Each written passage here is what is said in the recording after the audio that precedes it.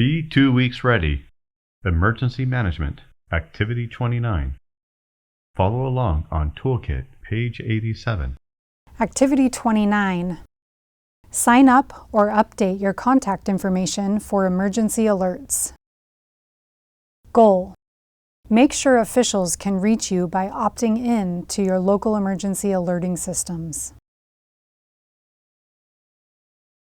Signing up for your community's emergency alert system, or updating your information if you've signed up but moved or otherwise changed your information, is key to finding out what to do if something happens where you live.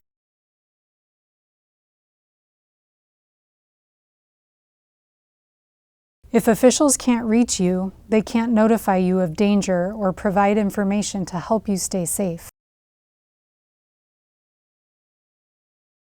Visit www.oralert.gov to find out how to register for alerts where you live. You can also visit your local emergency management agency's website or give them a call. Think about other locations where you'd like to receive important notifications from officials. This could include work, school, or a relative's home. Many of these systems allow you to register multiple addresses and phone numbers.